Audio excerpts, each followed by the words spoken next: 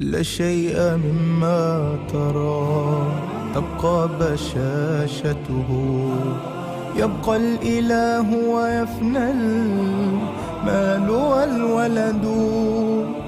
لم تغن عن هرمز يوما خزائنه، والخلد قد حاولت عاد فما خلدوا.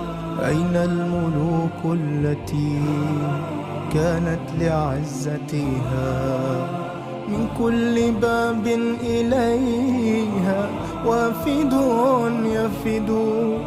انظر لمن ملك الدنيا بأجمعها، هل راح منها بغير القطن والكفن؟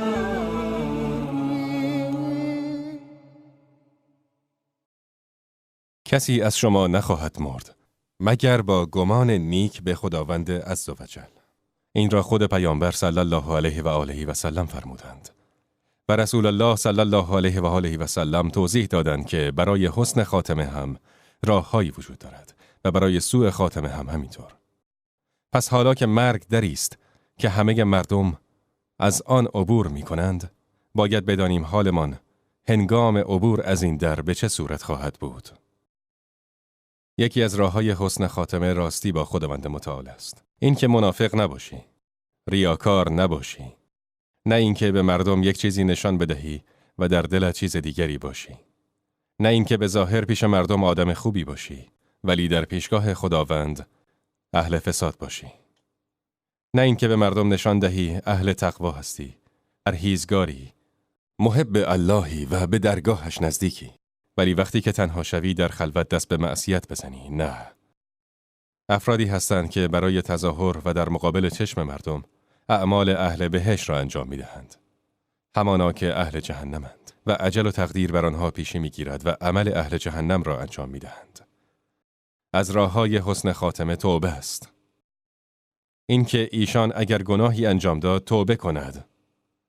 زیرا ما نمی‌دانیم، شاید مرگ برای ما فرصتی برای توبه باقی نگذارد. شاید مرگ ناگهانی به سراغ ما بیاید و ما گناهکار باشیم.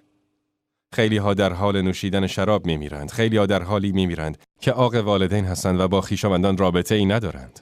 خیلی ها به خاطر دزدی وارد خانه مردم شده و در همان حال کشته شدند. خداوند بندگان خود را در حالی که جانشان را قبضه کرده محشور می‌گرداند. امکان دارد که بنده‌ای بمیرد و در حال گناه یا ظلم یا ستم کردن باشد. اعوذ بالله که به لقای خدا بروی و در این حال باشی. پس از راه‌های حسن خاتمه توبه است. نبی علیه السلام از کسانی که قبل از ما بودند برای ما گفتند. می‌فرمایند در زمانهای قدیم 3 مرد بودند. در حال رفتن بودند که باران شروع به باریدن کرد. به دنبال جایی می‌گشتند که تا زمانی که باران می‌بارد از گزند آن باران در امان بمانند. غاری پیدا کردند. غار.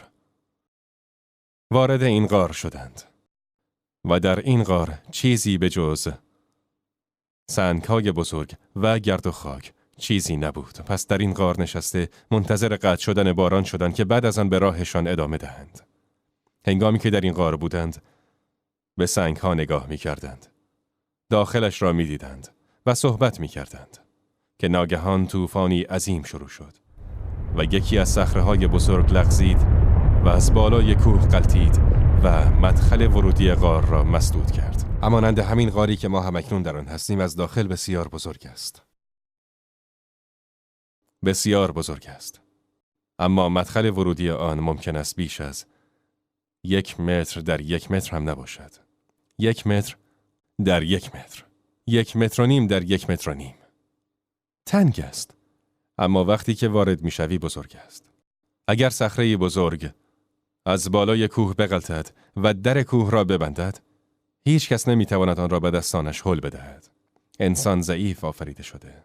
پس صخره از بالای کوه غلتید و مدخل غار را مسدود کرد. به همدیگر نگاه انداختند.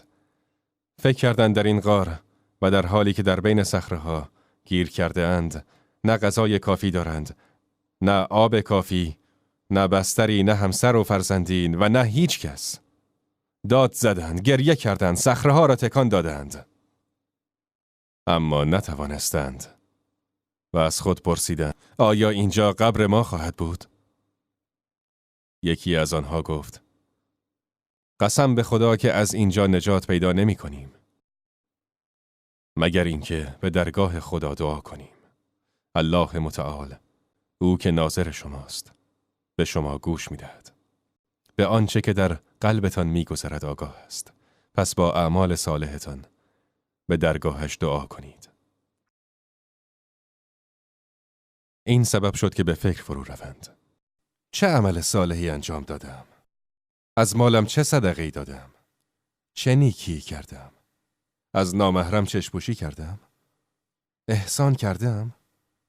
در بین مردم اصلاح کردم؟ امر به معروف و نهی از منکر کردم؟ نماز خواندم؟ قرآن خواندم؟ یاد خدا کردم؟ این سوالات را از خودشان پرسیدند. سپس یکی از آنها گفت پروردگارا، دختر عمویی داشتم که دوستش می داشتم بیش از هر مردی که می تواند زنی را دوست بدارد و من او را برای ازدواج می خواستم. ولی او مرا رد کرد. زمانی که در سختی بود پیش من آمد و از من کمک خواست. فقیر و شکسته پیش من آمد. گفت مقداری پول به من بده.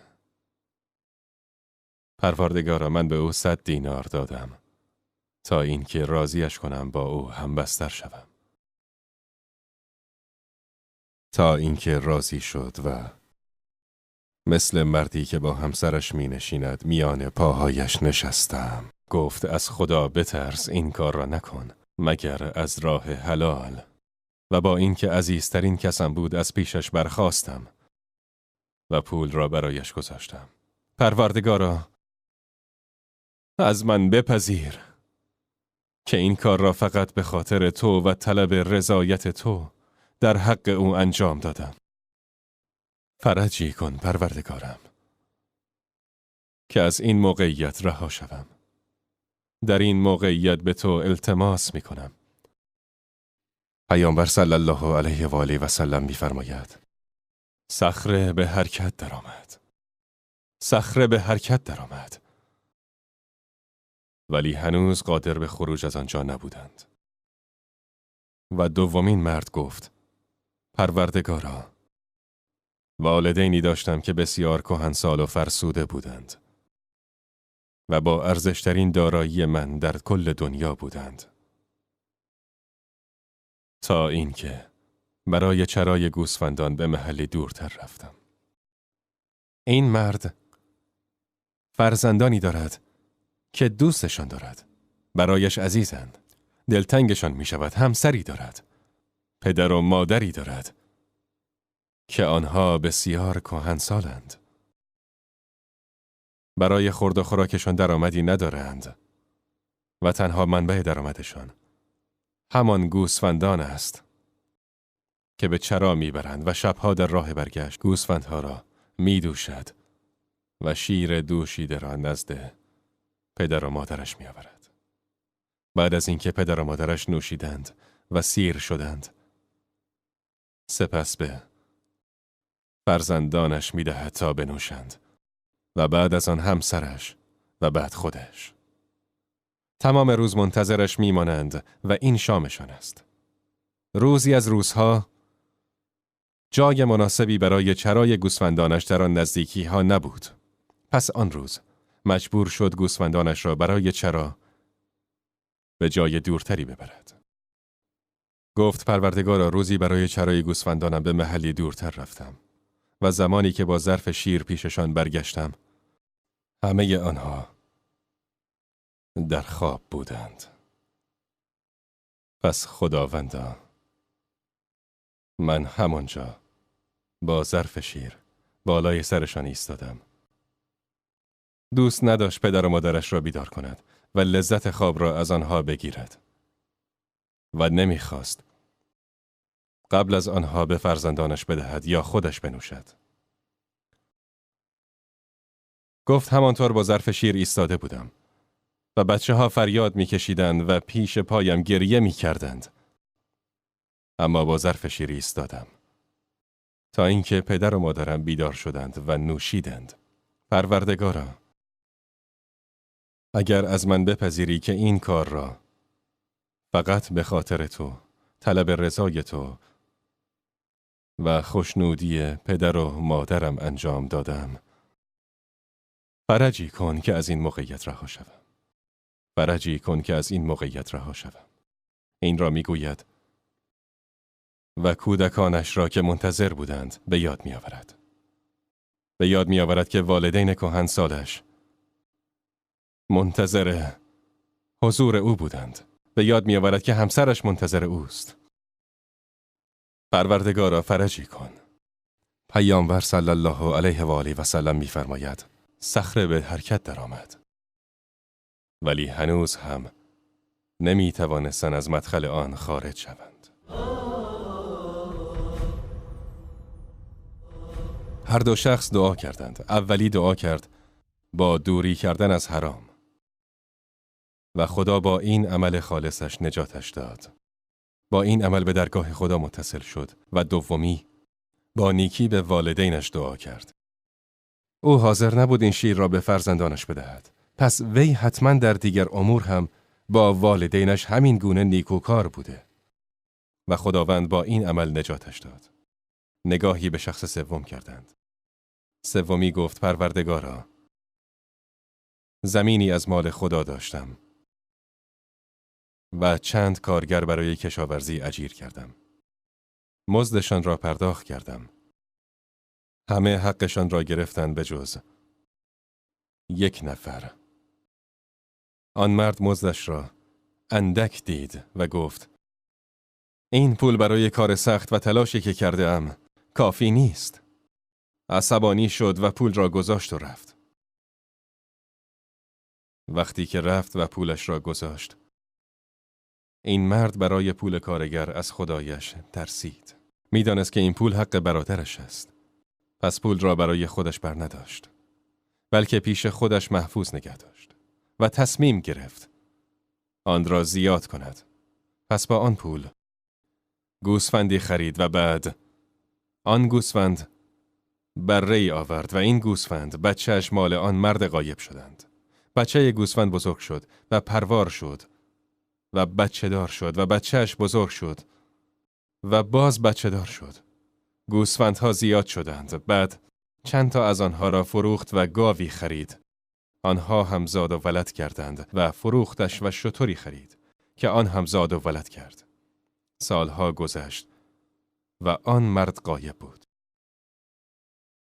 و این مرد امین مراقب مالش بود. پس از سالها آن مرد غایب از راه دوری آمد پیش صاحب پول تا پولش را بگیرد. گفت پروردگارا، او آمد و پولش را درخواست کرد. خداوندا به او گفتم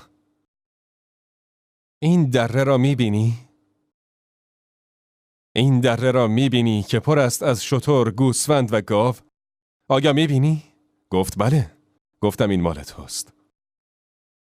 آن فقیر نگاهی کرد و گفت آیا من این همه ثروت دارم؟ مرد فقیر یادش می آمد که فقط کمی پول طلب داشت که در یک کف دست جا می شد. به او گفت از خدا بترس. مرا تمسخر نکن. می خواهی بگویی که من فقیرم ولی تو غنی؟ می خواهی نشان دهی که تو قوی هستی و من ضعیف؟ می خواهی این را بگویی؟ به خاطر این که خداوند به تو بیشتر مال بخشیده مرا مسخره می کنی؟ من هیچ دلیلی ندارم، مدرکی یا شاهدی که نشان بدهم تو به من بدهکاری. از خدا بترس و مسخره‌ام نکن.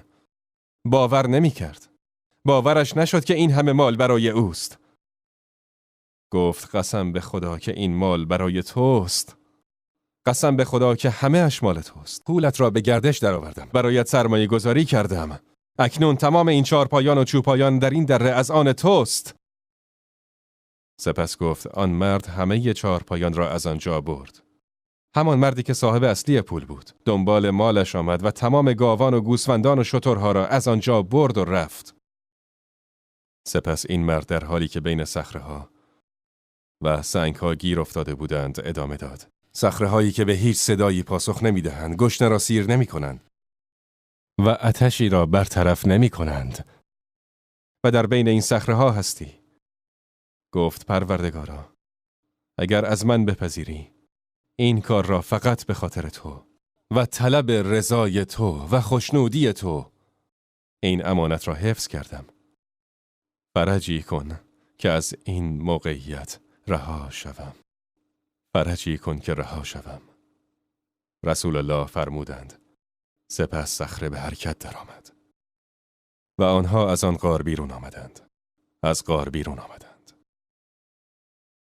از آتش و گرسنگی نمردند که به این صورت به دیار آخرت سفر کنند. که این سرانجامشان باشد. دور از همسرانشان نمردند. در غم و اندوه و ناراحتی جان نباختند. در عذاب جان نباختند. بلکه خداوند متعال از آنجا خارجشان کرد و رهایشان کرد. با توبه. خداوند متعال ارزشت را بالاتر میبرد و پایان زندگیت را نیک میگرداند. یکی از راه‌های حسن خاتمه دعاست. این است که بندگان مستمر دعا کنند که خداوند عاقبت آنها را نیک گرداند. همه گذشتگانمان پیوسته این دعا را می‌خواندند. هنگام سجده دعا می‌کردند. در حج، در عرفه، در حال طواف و آخر شبها دعا می‌کردند. خداوند عاقبت به خیرمان کن و مرگ را بر ما آسان بگردان. از راه‌های عاقبت به خیری دوری از ظلم و ستم به مردم است. دوری. این که به کی ظلم کردی؟ این گونه نباشی که اگر در میان مردم راه بروی آن را زده باشی و به این یکی دشنام داده باشی و آن یکی را فریب داده باشی، این یکی را گول زده باشی و مال آن را بالا کشیده باشی. نه. باید وقتی در میان مردم راه میروی حق هیچ کس به گردنت نباشد. این یکی از بهترین راه‌های عاقبت به خیری است. این که ابداً حق هیچ احد و ناسی به گردنت نباشد. در روز قیامت 3 پرونده وجود دارد. 3 دسته اعمال هم وجود دارند.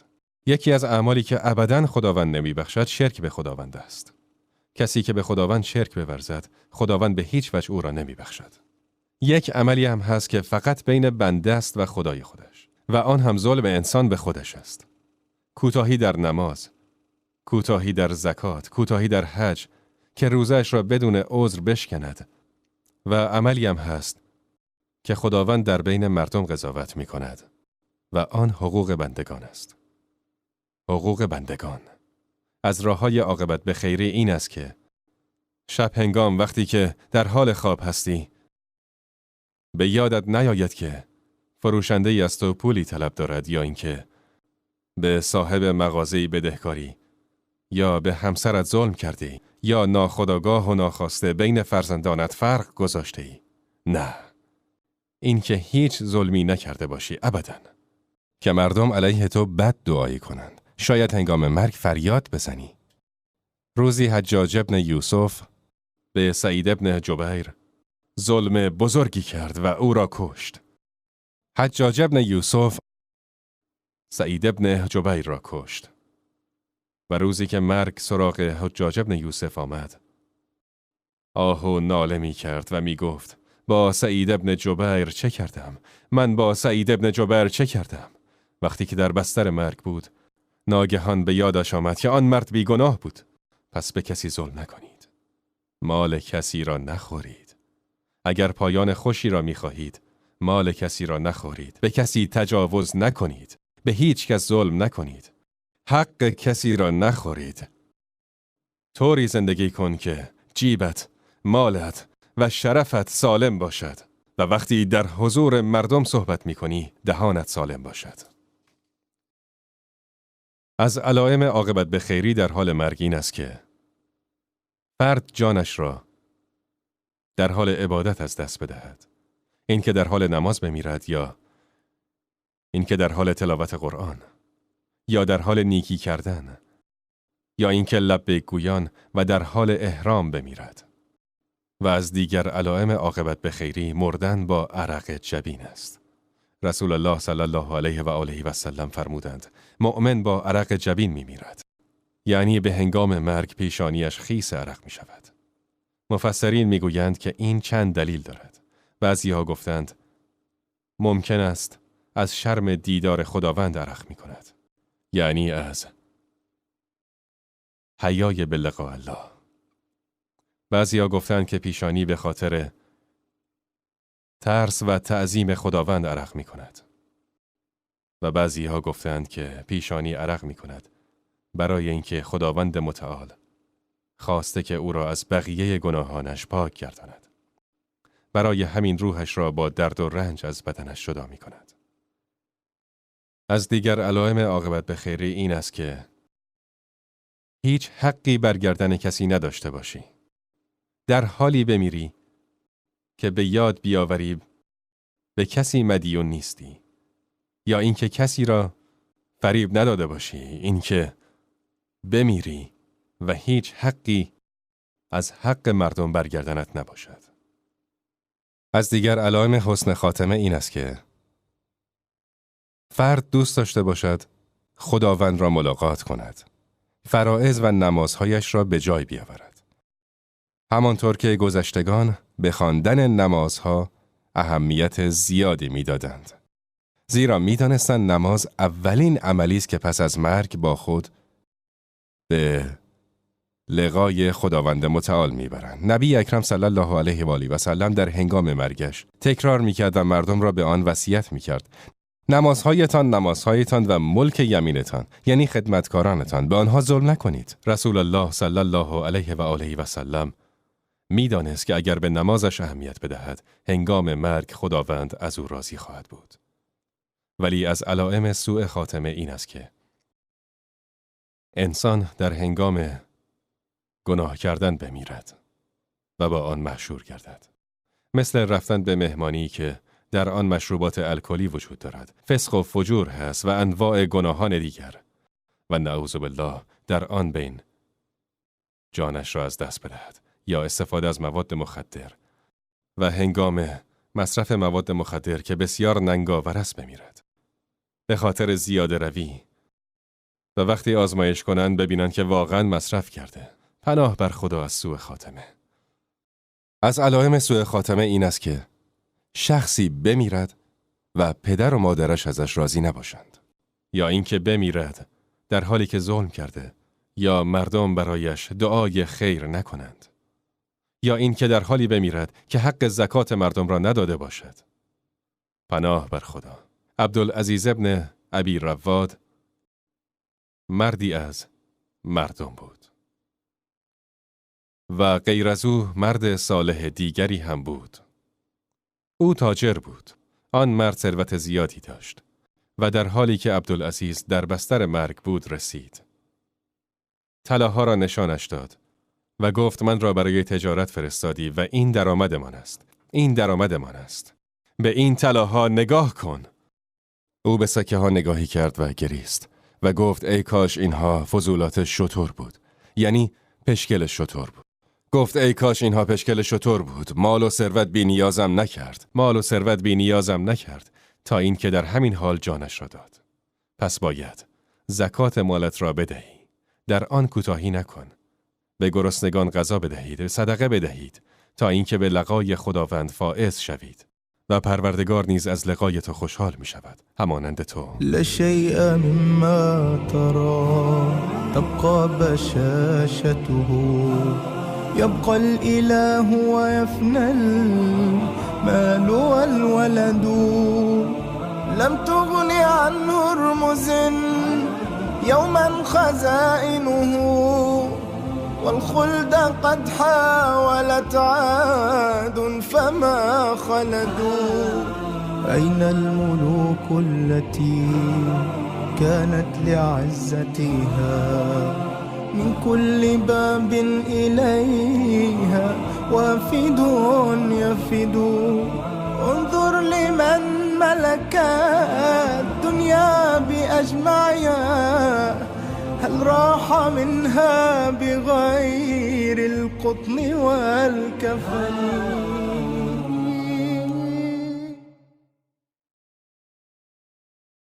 لا شيء مما ترى تبقى بشاشته يبقى الإله ويفنى المال والولد لم تغن عن هرمز يوما خزائن